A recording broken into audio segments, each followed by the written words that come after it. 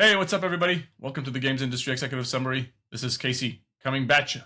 It's been a while. So you're saying So, coming back? I was, Are you coming I was back? gonna say, not batshit.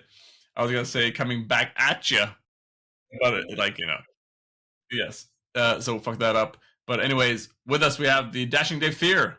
Here to dash. Yes, I mean, just so you know, we don't do we don't re-record on this show. Like we just go. And whatever flies, flies. Whatever happens, happens. I think we only I got did. time to pre-record. After this, I got shit to do. This is the 71st episode, I believe. Wow, crazy. It is crazy, and I think we've only done a re-recording of the intro like twice. I think at this point. Yeah, I think that's right. Yeah. So we'll leave that there. I mean, this is fun. We'll leave that there, and I'll share some fun video just to kind of get you to understand what I am dreaming about these days. But I have yet. I bought everything. So this is, if you don't know, Gunpla or model kits. Do you have an experience building model kits, Dave? No, I do Legos. You know, as we've discussed several times on the show, as you can see by the Piranha Plant background. So not this kind. This kind of model kit is definitely a little more advanced. This is there is. In fact, they just said they just said Lego, but there's two G's. I don't know what they were talking about. I don't know if that was a reference to Lego or something else, but you got some beat papers. Lego has Transformers now, multiple ones. Yeah, that's right. It's got that Fortnite mecha, which resembles this a little bit. Oh yeah, I forgot about that one. Yeah, that is true. But what we're looking at on screen is Bandai Namco Gundams.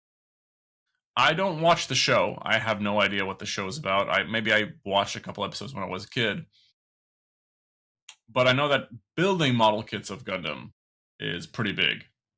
And when I was in Japan, I was trying to... The precision in this. I mean, I think my understanding is like what you're seeing on screen right now, where you're cutting out the pieces. You don't really need to go beyond this. So you cut the piece, and then there's like a small nub that you can see on screen just now. Mm-hmm. Anything beyond cutting the piece and trimming the nub of the piece is just a plus. So you have these, they have these experts like the person we're watching right now, who's kind of like, I don't know why there's an unmute button here. Like, why is that there? But anyways, so like the painting, the shaving off using like what is it called, the grit numbers and figuring out how much to shave off and cut extra and all that stuff. That's just the experts are. Mm-hmm. But it's very satisfying looking at people do this stuff. And like sometimes this footage is like almost like 100 hours of footage cut into a video of 20 minutes. Yeah, that would make sense. Which is pretty crazy. But it's really satisfying. I have yet to build. I bought one recently. I haven't built it yet. I mean, it's winter. It's Christmas break is coming up. It's time to get, and I'll pronounce this wrong. Hygge? The Scandinavian concept of coziness and warmth inside. Mysigt? Or are you looking for? It's often spelled Hygge.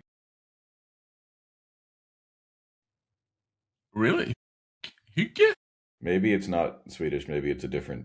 Maybe it's that sounds Dutch. But you're in Dutch land. No, the Dutch have gezellig. That's kind of their equivalent concept. I mean, there has to be a in there, so yeah, exactly. Otherwise, it's not Dutch. Yeah.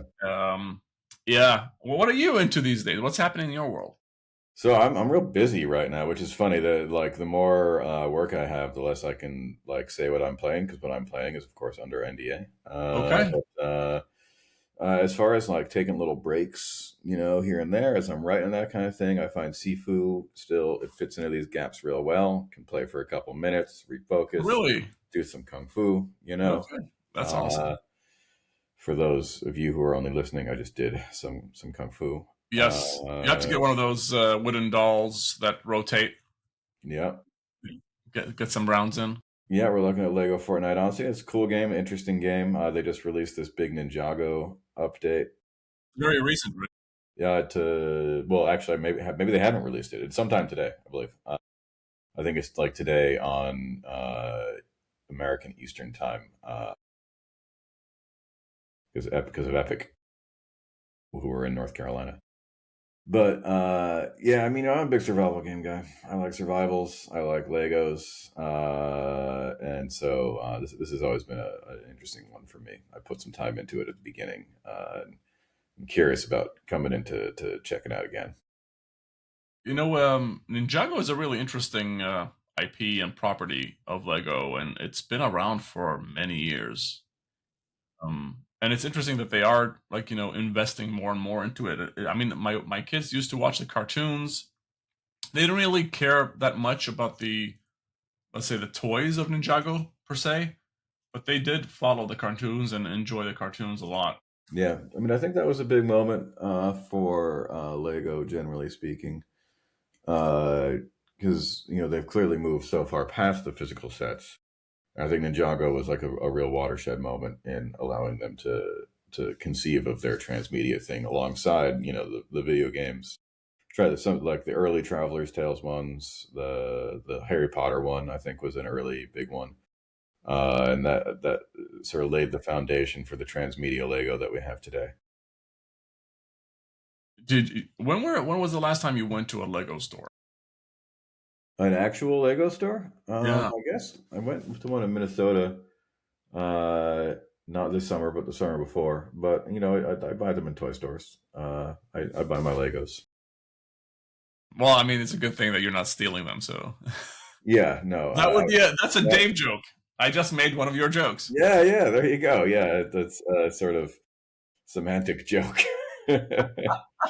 But Dave, uh, do you think that Lego is kind of like almost overreaching in regards to the amount of themes and the amount of Legos sets? No, definitely not. Really? Yeah, I mean, people like it. People like Yeah. their stuff. I mean, like someone could have said Mario was overreaching, but there's people that like it. That like, I like Mario. I like Lego. I'm going to make this Yeah. piranha plant back here. And Like, Pokemon's I coming don't think soon, they by are. the I mean, way. I think they probably have a pretty solid process for deciding if a set is worth committing to. But I haven't really seen them make a lot of missteps of that kind of them. I just feel like some sets don't make sense, but maybe it's like it's not my cup of tea thing. Yeah, I mean, I think they don't make sense for you. I mean, the thing is, Lego has become a real kind of foundational brand. Yeah. Everyone knows about it. Everyone interacts with it. Everyone kind of knows how to do it. Like the instructions are great. So like even someone that's not all that into Lego or like they might see the Enterprise. Maybe they're big into Star Trek and they see the Enterprise come up and they know enough about Lego that they're gonna be like, yeah, I'd build that, I'd do that. Yeah. This one caught my eye, by the way, the Pirates of the Okay. Caribbean. Yeah, the Black Pearl there. Yeah. You know There's what? just so much stuff. This one was crazy. It's 1,200 the Death Star, but it's like a sliver of the Death Star. It's not like a full ball of Death Star. It's just Yeah, like a which is even more because it show the interior. yeah. But But I think twelve also hundred what really dollars helps isn't them for crazy. what really helps them for making new sets is that like they have their library of bricks that they're making anyways, right? They need to know how many of, but like I think building a new brick is like a huge deal, and they don't do it very often. It requires like refining your machinery and process and all that stuff. Yeah, But combining them, it's like yeah. But so uh, if you got the very basic notion of what they do, which is they've got these bricks and put them together. Like obviously every set is going to require some custom stuff. You need your one piece flag, etc. But it makes it a lot easier, would be my assumption, not knowing a ton about Lego manufacturing to just yeah. make these sets. At one point, it felt like if your IP was on the Lego or had a Lego of it, then you've kind of like transcended. But now it feels like anybody can do a Lego set of Yeah, their I'm trying IP. to think of like what are some. I mean, like we're talking here. We've looked at Star Wars. We looked at One Piece. We've looked at Pirates uh, of the Pirates Caribbean, of the Caribbean, and in that list, Pirates of Back the to the Future. Caribbean, Back to the Future, Pirates of the Caribbean, Back to the Future are probably some of the less popular ones in that list, and those are still pretty popular franchises at the end of the Oh, day. absolutely, absolutely. It's almost like the metaverse of toys. Yeah, I mean, I think that you've seen Lego's one of the first people to do this. Actually, I think another place you see a lot of this is Funko Pops Yeah, and yep. Fortnite. this kind of way of taking all of pop culture and squeezing it through a filter to turn it into this particular aesthetic. Yeah, and there's, I mean, speaking of Funko Pop, there are so many copies of that idea in different formats. If Yeah. it's like I guess if you want to, the Boo Boos of the world, and like, and I'm sure that somebody's going to do a Well, the Spider-Man movies are Labubu their or own something. things, I Yeah, guess. but I'm sure it's going to be like a Spider-Man Labubu at one point, or like, Yeah, probably. yeah, some of these things. You know what I mean? Yeah. Or they come in different shapes and sizes.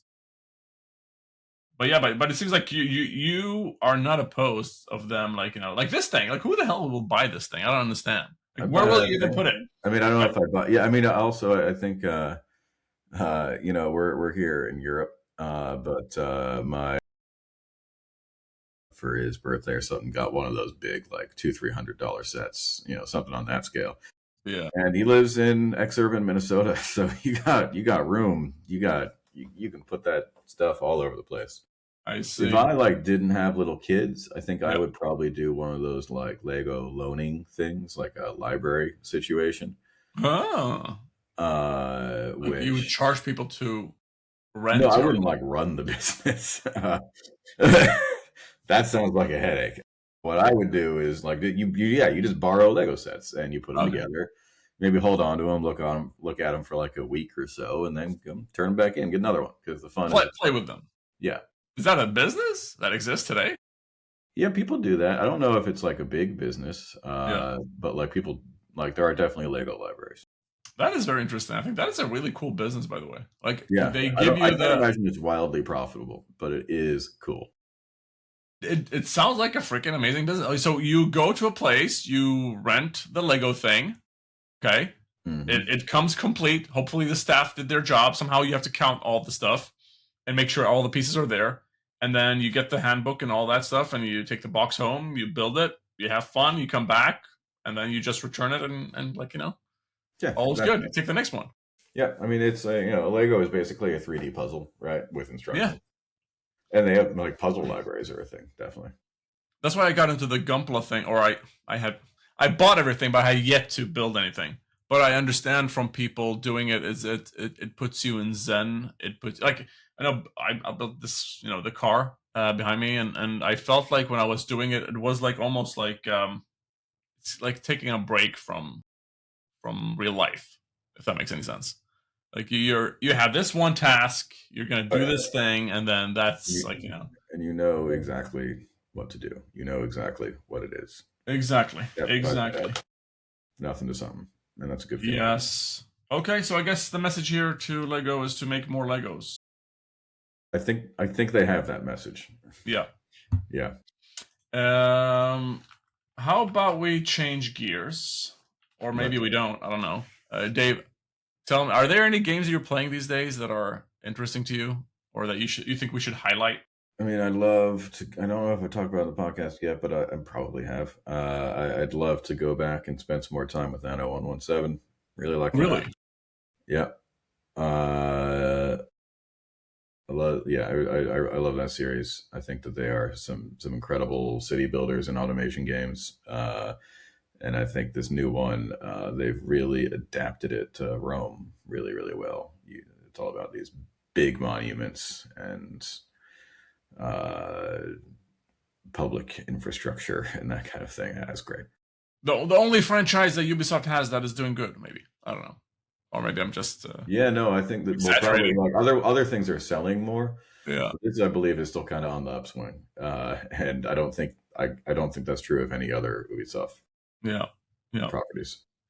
Um, this is also like the type of game that kind of like the Lego thing that I was describing, where you can like almost like it's this focus on you're trying to Yeah, solve these shipping routes, or you're trying to, like, whatever it is you're trying to solve, and all of a sudden like 10 hours have gone by, and yeah, you have, exactly. yeah, you haven't even made food for the day.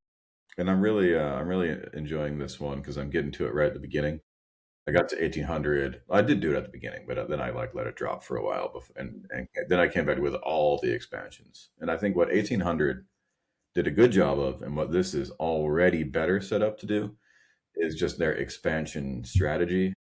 Every expansion is both its own thing, and adds to the core game.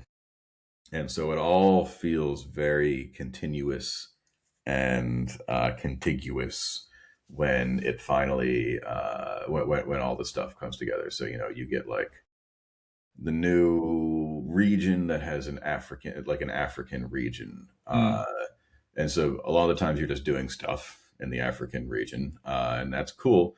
But it also has this research center, and you can send scholars from this African nation back to your main capital city, and they can do research for you. And you need to supply them with materials from their homeland, and and like give them a telephone to call home and stuff like that. And so they do a really good job of making sure that everything has unique gameplay, everything has unique kind of vibes, but it all comes back towards building your kind of glorious capital city.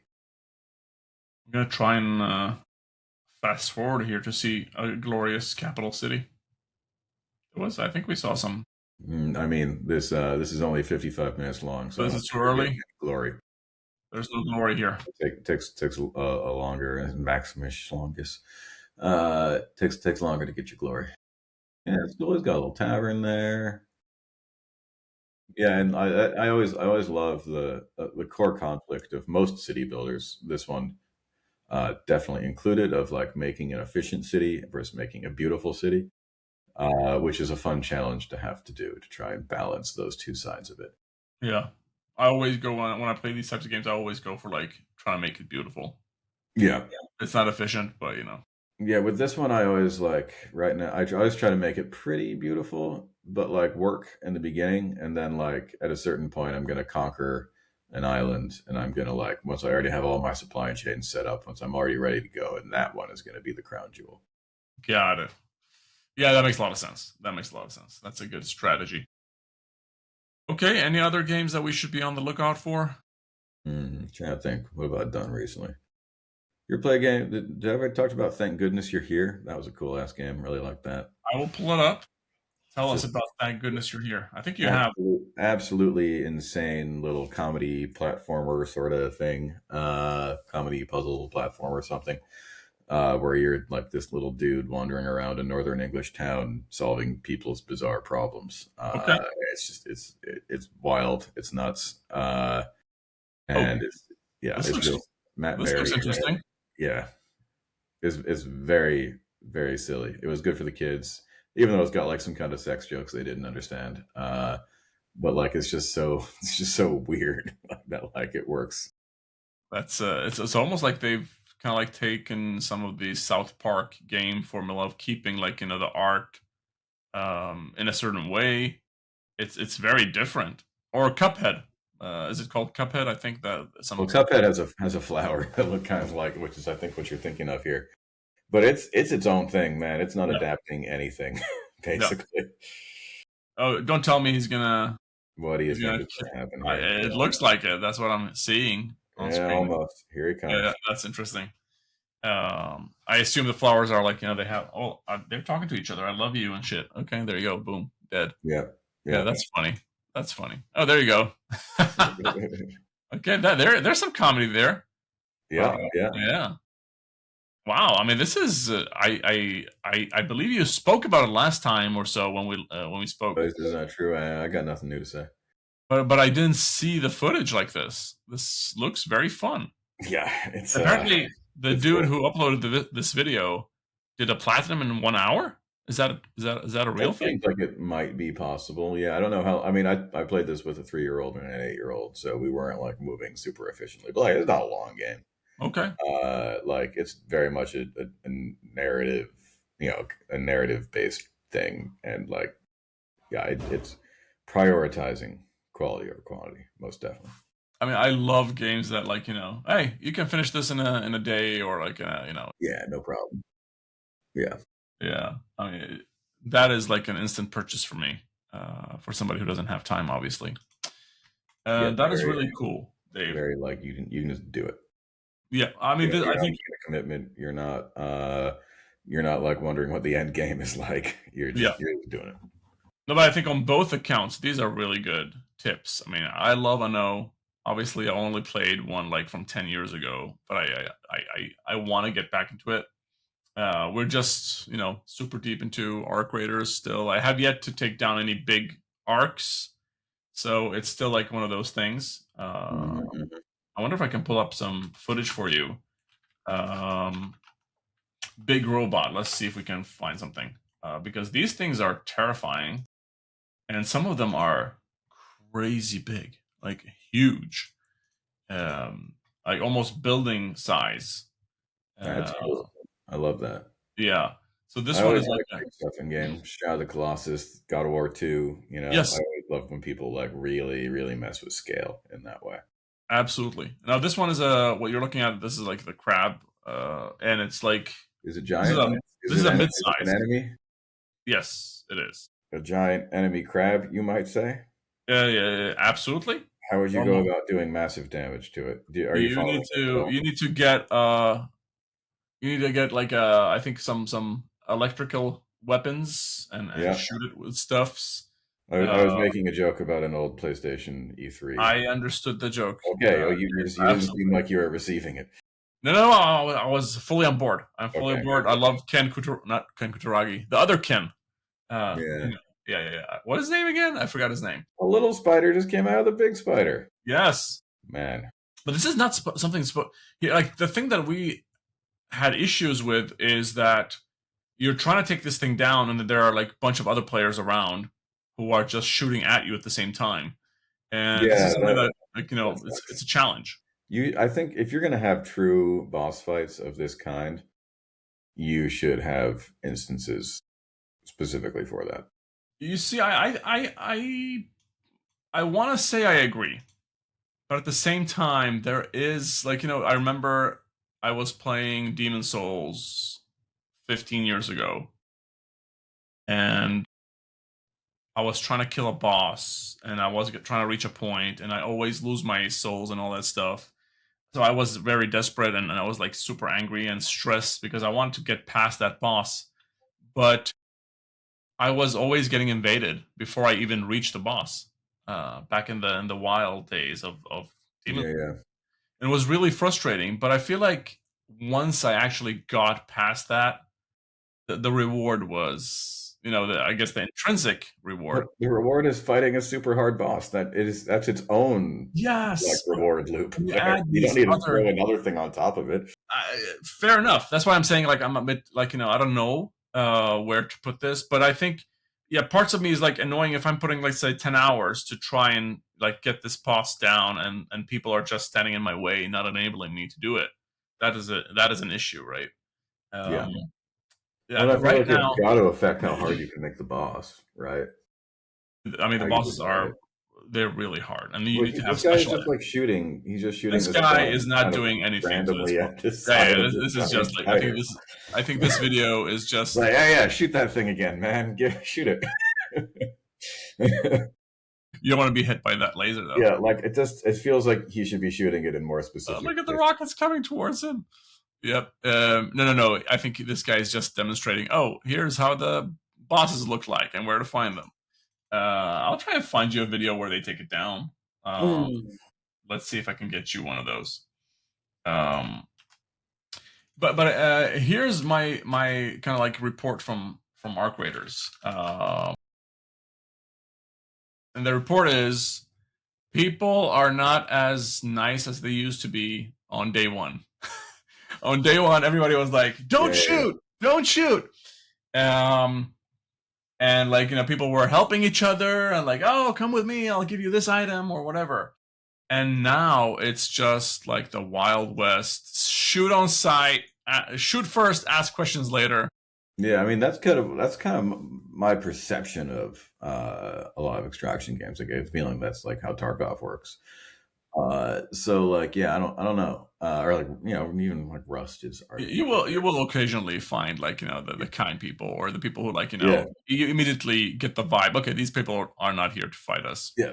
But it's an Um, interesting thing. Like the way that you manage that stuff is going to be super crucial to your long term health because if there are people that got onto this game because they were into the fact that people were friendly and that most of the time they weren't get shot, and there was that fun thing of meeting people out in the wild, and then that if they got onto it because of that and the community sort of shifts away from that, they're gonna drop off.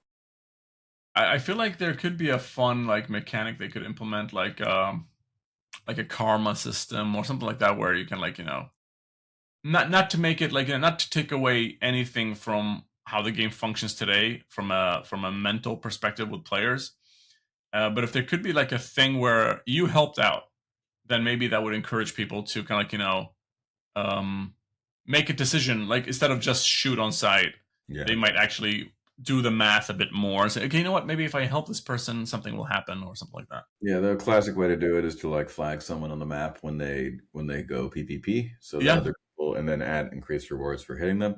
But I yeah, don't know. I also feel like a core part of a game like this is that like it doesn't have those systems. You're just kind of working through it, and it's very yes. naturalistic in that way. You're And leaving the community to manage itself, yeah, or and like self-policing. a big thing is that like you know, but when you find people out in the wild and you do cooperate with them, this is much more satisfying because you know they don't have to. It's They crazy. know they're just kind of doing it, and it adds this level of attention to it. So it's a really it's either a tough problem to solve or an impossible problem to solve. Like you can nudge people one way or another, you can do that, but it needs to feel naturalistic in order to be satisfying. I think you're onto something there, and I think to your point, like if you would mark somebody on a map, that probably would not be like it would go against the game's kind of Yeah, and also like from a like fiction enforcement. perspective, what does that mean? You know, like Yeah, uh, yeah. yeah, it doesn't. Uh, It implies something different than what they've built. yeah, the game is very grounded Yeah, yeah. right now, right? If you add these systems, it's gonna. But if you can like reward people somehow, like maybe you go back to your after extracting, you go back to your base or whatever, and an NPC says, "Hey, I mean, you helped out this player, or you did something good, or I don't know." It's pretty weird because if they're all living underground together, why the hell are they shooting each other all the time? It makes no sense at all. So Well, yeah. Well, I mean, they're not shooting each other when they're underground together. They're yeah, doing but it when they're up that's the top. crazy part. That That's makes no sense at all, right? stuff's crazy up there. No one knows what happens up top stays up top. Okay, yeah, that's how it goes, right? Like they won't see each other downstairs anymore. Yeah, Yeah. How to Get Away with Murder? Is that what I'm witnessing? yeah, yeah. Yeah, Like that. yeah. But Sandra Ron. What look was at her all name? that pink weaponry. That's the stuff you need, and also these grenades. Uh, Pink. So pink is top tier. I think there It's is not. It's one not more, which is multiple orange or coloring. yellowish. Yeah. There's one more tier. Yeah. Okay. Because yeah, typically orangish, orange, yellow, something like that is the top. Yeah, it's And the legendary purple stuff. is below that. Yes. But pink is pretty close to purple, I guess, at the end of the day. Pink and purple, they tend to blend Yeah, sometimes. it is funny how the coloring language is very consistent across games. I assume somebody at one point just came to the conclusion, why not standardize? Well, yeah, and then like once a few people had done it, it was easier because everyone already understood it. I'm pretty sure World of Warcraft is important in sort of establishing the standard there, but I don't think they were the first ones to do it. No. Um, Maybe Diablo, or Yeah, Diablo. say I'm that's the not same sure. company. Diablo 1, a unique weapon had this kind of tan look to it. They definitely, blue was rare, which is pretty standard now. They definitely had that. It's funny The how other one might have it only had says standard, rare, and unique. I don't think it had another tier. And unique had this like sort of paper like color to them. I'm pretty sure. I might be totally wrong. It was a long time ago, but I wanted that's what I remember. I wanted to comment on the word rare because the blue is not. Yeah, rare is always going to be, well, I guess uncommon, right? It's frequently common, uncommon, rare, like and legendary, and then some combination of epic or mythic or whatever. Exactly. And maybe sometimes epic is before legendary or something like that. I feel like it's usually after, but no, Okay. it could be either. Okay. It could be either. Fair enough. You know what's legendary though, This, Dave? this shit right here. The Tekken series is Yes. Okay. legendary. I mean, this guy's been fighting his father for like the past 30 years. I don't Yeah. know. I don't know when they're gonna settle that feud. I don't Uh, know, but they got some good, powerful kicks going on there. yes, and nobody takes damage at all. So we're watching Tekken, and the big news from this week is that Harada-san, the I think he's, well, we'll have to dig into to kind of like find the truth, but I think he is either one of the creators or like one of the inventors of Tekken, if you want to say that word, and he's retiring, or he's at least retiring from Bandai Namco. Mm-hmm. And that got me thinking a lot about, like, I mean, obviously both of me have some gray hairs here and there, maybe not as much as Harada-san, but we are like at a point now where now there's a lot of old people in the industry. Yeah, I mean, it's so interesting to be part of a super young industry in that way. When you think about, like, a guy like Shigeru Miyamoto, who is, the legend. He is the father of modern video games, and he's still around doing his shit. And there's no other artistic medium, I think, in which that exists. Like, Dante has not written anything for a really long time now. Film is the thing that gets closest, and film is a whole lot older than video games. So it is super cool that we have that. But I think we are definitely, as part of all of the giant transitions that the video game industry is going through right now, that is definitely one that the old guard is becoming truly the old guard, and they are cycling out. What's interesting here, Dave, is that so we have these companies who have the old guard who are still active and working, which is pretty crazy and interesting at the same time. And I guess when you're working with something creative, it's never actually work in that sense, if you know what I mean. Yeah, Um, but at the same time, I mean, these games are, or rather, these companies, if it's Nintendo or Bandai or whoever, they are profit oriented at the end of the day.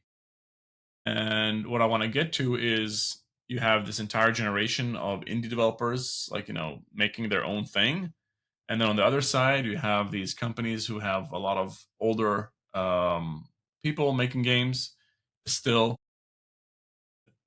Do we see that as a problem for these companies to adapt to kind of like a new audience and a new way and method of making games? Are I, the old ways of making games dead? I don't know. I mean, I don't think they're dead or whatever, but like in any artistic medium, fresh blood is always going to be good. I think that generally, as far as I recall, around the launch of the Switch, people definitely talked about how a crucial part of this strategy for Odyssey and for Breath of the Wild was about finally letting the kids, and who knows, the kids were probably in their mid 40s at this point, judging by how all this, but like letting the younger generation, the second generation of Nintendo people, start to really take the reins. And clearly that worked out really well. Like, you got to do that. There's no way you can not do that. I don't know where I read that. I read, like, between the age of, I don't know, 20 to 30, you should be learning or something like that. Between the 30 to 40, you should be leading or something like that. And then between 40 to 50, you should kind of like, train the next generation, something like that, along those lines. The numbers could be off. Yeah, But I feel like, yeah. I haven't learned anything. I don't know. I'm screwed. I got or leading, or are you, Yeah. I haven't you're, a, read anything. I haven't. I got nothing. you're an industry thought leader. I'm an industry thought leader. That's what I'm There you doing. go. I I'm mean, that's why here. we're here, right? That's why Yeah, you're here. exactly. Yeah, but I do get concerned when I hear about, like, let's say a 7-year-old gentleman still leading an entire development division at, let's say, Square Enix. Yeah. I Or, mean, sorry, like, Dave, one more thing, one more thing. yeah, yeah, yeah. Go, go. This is very Japanesey, which is, I was speaking to somebody about, like, why haven't we had a another Chrono game? And they're like, yeah, because the dude who made Chrono Trigger and Chrono Cross doesn't want to make another game. I was like, that's sad. Yeah, and they should just let someone else make a Chrono game. Yeah, absolutely. I Yeah. mean, have some oversight. That could be cool. I mean, I think it's cool he doesn't want to make another one. I think knowing when to stop is always impressive. But like, oh god, Breath of the Wild is so good. Are you gonna go back to playing Breath of the Wild? I You still can haven't. play Breath of the Wild on a Steam Deck. I did not know that. I Yeah, still now we haven't know. really done.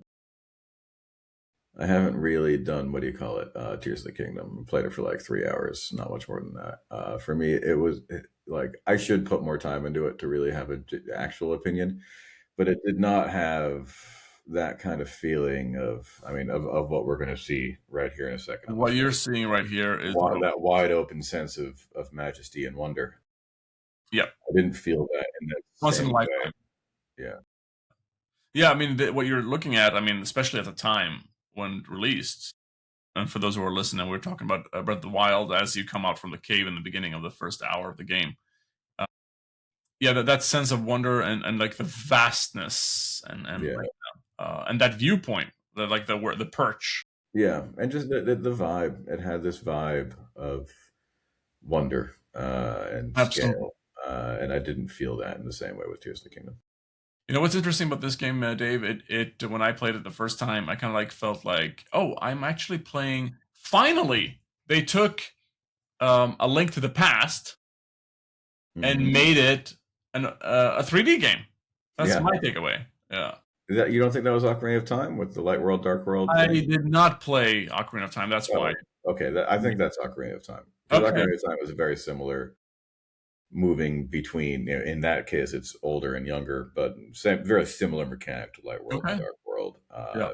I thought that was very much Link to the Past, in 3D form. Arguably, Twilight Princess did a similar thing, but the problem with Twilight Princess is it was not very good. I see. Okay. I'll put Ocarina of Time on the list. I assume it's not that big, so you should be able to finish it like in 15, 20 hours ish. I Yeah, assume. probably something like that. Yeah. Yeah. Okay. That's fair. Yeah, I assume. I think they have like a remake or like a remaster. I think that's right. Yeah, Yeah. I mean they sort of had to at a certain point. I did not get a Switch 2 yet. I want to make sure you know that because Good, keep me aware. when I went to Japan, they wouldn't sell me one. The Japanese collectively. The Japanese collectively no, so I could only find the Japanese domestic one. I didn't realize it was region locked. I thought they stopped doing No, that. they are not region locked.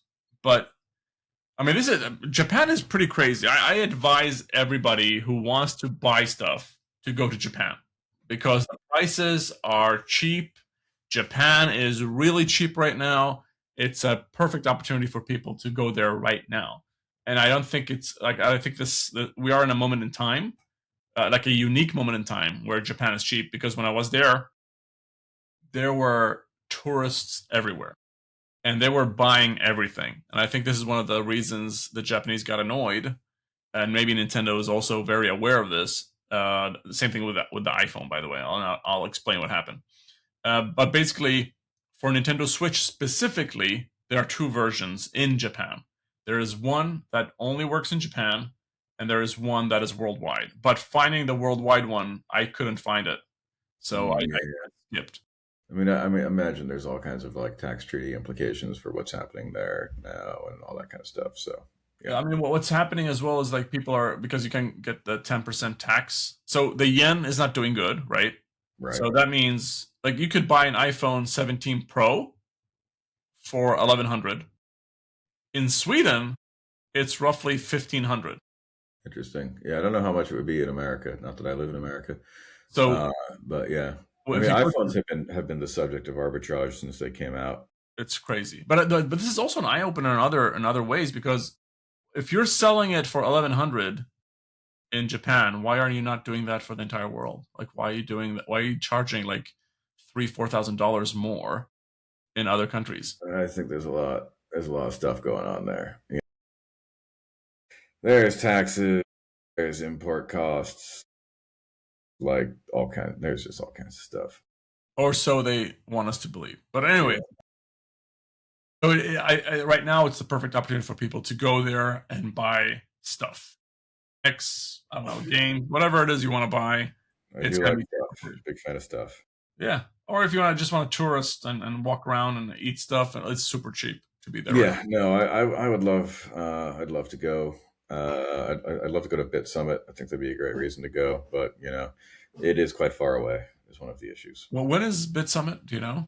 I don't know. I think I want to put it on the list. G-Star was really good. And I felt like G-Star was like, wow, this is pretty. It is a big event. It's almost like 4 or 5 halls of Gamescom. I think I mentioned this last Yeah, time. yeah. I think it's worth checking out. I'm actually trying to find some footage from Bits on it because I've never been there, but it seems like it might be worth People checking love out. it. People definitely love it. Yeah. Okay. Okay. I'll have to put it on the list then. Dave, any other things that you think we should be talking about today?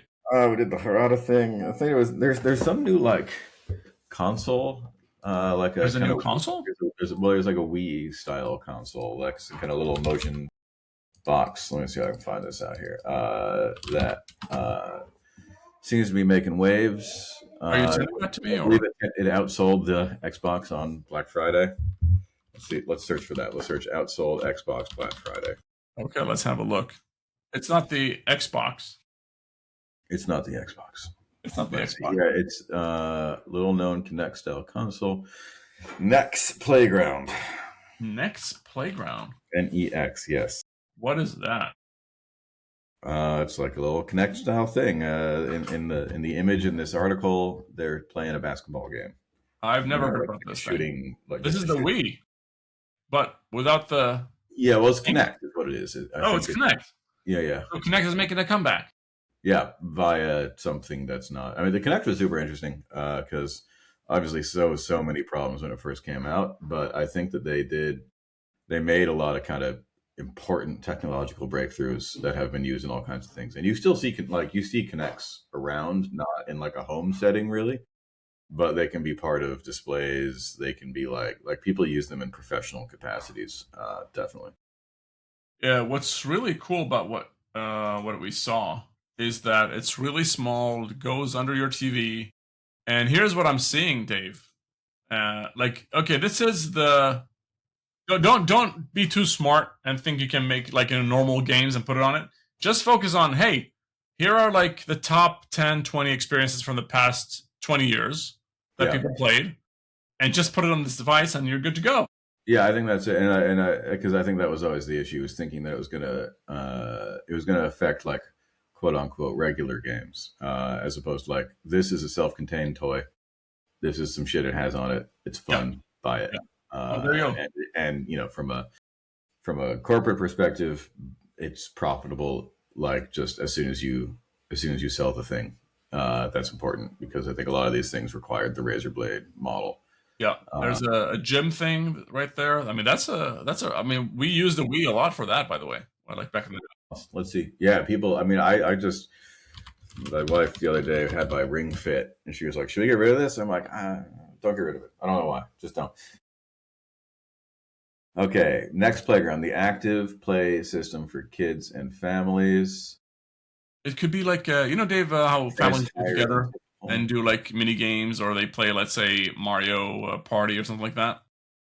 This could be the Mario Party thing for families to do around the TV. yeah, definitely. Yeah, I'm trying to find how much it costs. No, 249 maybe. I don't know. I'm looking at Wikipedia because it wasn't on Amazon. that's a bit too much. 249 is a bit too much. 150 would be a really good price, and I would go and buy it right now because that would be like perfect holiday thing to like hang out Yeah, and definitely. do stuff. Yeah, I mean, Next, this is the games industry about biz headline is next playground is a smart play for an entry blind spot, which I think local multiplayer hanging out is a major industry blind spot. Definitely. this Nintendo's the only people doing it at all. this Like, is the perfect holiday gift. yeah, I'm into it. I kind of want one. I want one right now. This is Yeah. really cool. I mean, I don't like motion gaming, but I feel like this fills a gap where this is not you're not replacing your main console. This is like a It's a small toy. thing for the family to do together. Yeah, I mean, I think it's always important to remember that games began as part of the toy industry, basically. You would go to Toys R Us and you'd buy your games. And obviously, we do a lot of other stuff now. We're happy that we do this other stuff, but I do feel that sometimes we have lost that side of things. Not everything should be a toy, but toys are fun too, and we should remember that.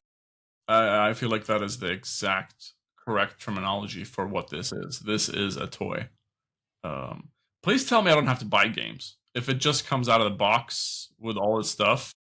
Yeah, I mean, if I was running this company, I would sell it with like Give me 10 pack-in games, and then I would sell another pack of 10 games later. Yeah. But like it would not be an a la carte thing. It would not be focused on like trying you. There wouldn't be like a store, like in I the hope same not. way that like a Nintendo eShop or something like that. Yeah. Thank you, Dave, for saying that. I think that is the healthy way of doing it and running this business. And again, I think that the core thing about a business like this should be that it is profitable. Like the sale of the console is profitable. Yeah. And by the way, I mean, just to mention as well, the software looks pretty cool. Yeah, it doesn't look like everything that I've seen here has looked kind of fun. It doesn't look cheap, so to say. No, it doesn't. Okay, cool. So, how about this, Dave? We need to go back to work. We do. Some of us have work. We won't see you next week. Which is I'm going to go to Vienna. Yeah. Well, that sucks for us, but I hope you enjoy your time in Vienna. We will go through kind of like a list of the year and like, month by month, check out what are the games that, were popular and came out that month. All right. That's going to be fun. We're going to do that with Manu, and we also have a special guest, Andre Persson, will also join us to try and fill in for your shoes. And the rest of me, too. Maybe not the jokes. We'll have to wait until next year. We'll see. I don't think I've been on a podcast with Andre yet. We'll have to get that going sometime. You haven't? I thought you... Maybe one. Yeah. Okay, cool. Okay, well, we'll get you in the room with Andre. Absolutely. Yep. We'll make that. All right, man. Good talking. Thank you so much, Dave. Everybody else, thank you for joining us today. Really appreciate this. Of course, like, subscribe, do all the bells and whistles. We would really appreciate that. And of course, go to the guysweekly.substack.com. Subscribe. You won't get disappointed. If you are, let me know, and I'll just remove you from the list. So with that being said, thank you so much, everyone, and we'll see you on the next week. Awesome. Bye. Bye.